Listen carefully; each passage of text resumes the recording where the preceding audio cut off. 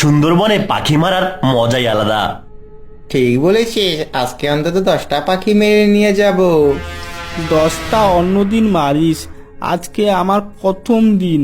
তাড়াতাড়ি বাড়ি যাব, আমার খুব ভয় করছে। রোহন শ্যামল প্রতিদিন সুন্দরবনে পাখি মেরে বেড়াতো, কিন্তু আজ তারা বল্টুকেও নিয়ে আসে। এত ভয় পেয়ে লাভ নেই, যদি বাঘ চলে আসে তাহলে গাছের উপরে উঠে পড়বি, তাহলে দেখবি আর কিছু হবে না।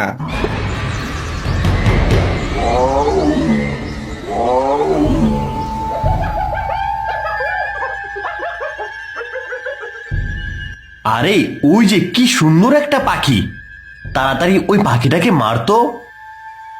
পাখিটাকে তারা মারতে যায়, এমন সময় হঠাৎ কিছু একটা শব্দ তাদের পেছন থেকে। এই মনে হচ্ছে পেছনে বাঘ আছে, তাড়াতাড়ি গাছে উঠে পড়ি।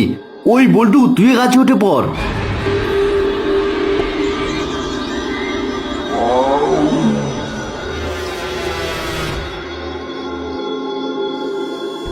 রোহন আর শ্যামল তাড়াতাড়ি গাছে উঠে পড়ে, কিন্তু বাঘের কথা শুনে বল্টুর হাত পা কাঁপা শুরু হয়ে যায়।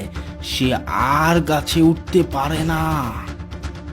এই বল্টু, কি করছিস? তাড়াতাড়ি গাছে ওঠ না, না হলে প্রাণ হারাবি তো।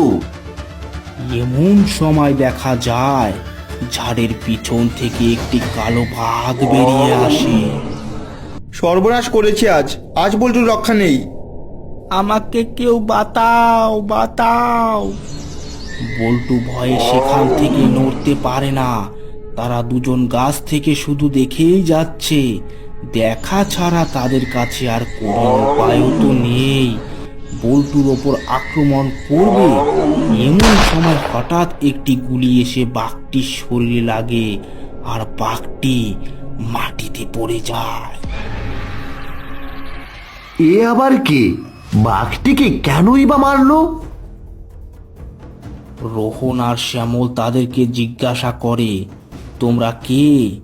তখন দুটি লোকের মধ্যে একটি লোক ভারী গলার আওয়াজে বলে ওঠে, আমরা কি সেটা জানার তোদের কোনো দরকার নেই।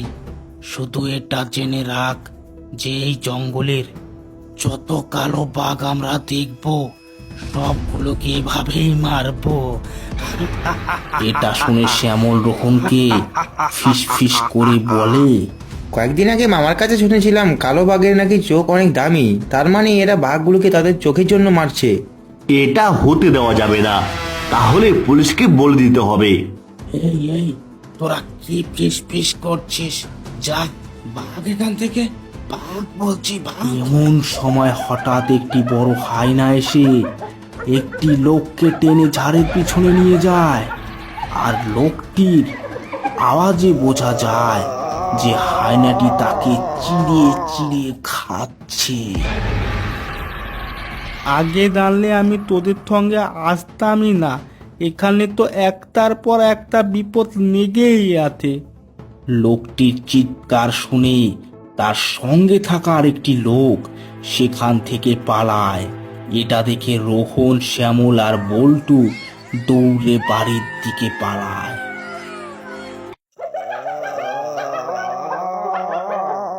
এ কি গো, এটা কিসের চিৎকার? এই চলো তো বেরোয় দেখি। এরপর শান্তি আর বিমল ঘর থেকে বের হয়, কিন্তু বের হওয়ার পর তারা যেটা দেখতে পায় সেটা দেখে তাদের মাথা পুরো কেউ বাঁচাও আমাদেরকে, কেউ বাঁচাও, বাঁচাও! বাঁচাও কেউ আমাদেরকে। এরপর হায়নাটি বিমলকে টেনে নিয়ে জঙ্গলের পিছনে যায়। এ কি সর্বনাশ হলো গো, এ কি হলো আমার? হায় রে আমার পড়া কপাল, হায় হায় হায়! কেঁদে কোনো লাভ নেই, অনেক দেরি হয়ে গেছে, বিমল আর বেঁচে নেই। পরের দিন সকালে গ্রামের কিছু লোক যায় ফরেস্ট ডিপার্টমেন্টের অফিসে। কাল এক রাতেই আমাদের গ্রামে 3জনকে মেরেছে একটি হায়না। জঙ্গলে থাকে ভালো কথা, কিন্তু রাতে গ্রামে চলে আসে, এটা আমাদের জন্য খুব বিপজ্জনক। চিন্তা করবেন না, যা হবার তা তো হয়ে গেছে, কিন্তু আর কারো প্রাণ যাবে না। আজ রাতে কেউ বাড়ি থেকে বের হবেন না। হায়নাটি রাতে আসলে আমরা গিয়ে সেটিকে রেস্কিউ করে নিব। সে কথা মতন রাতে কেউ বাড়ি থেকে বের হয় না। এরপর আসে সেই হায়নাটি।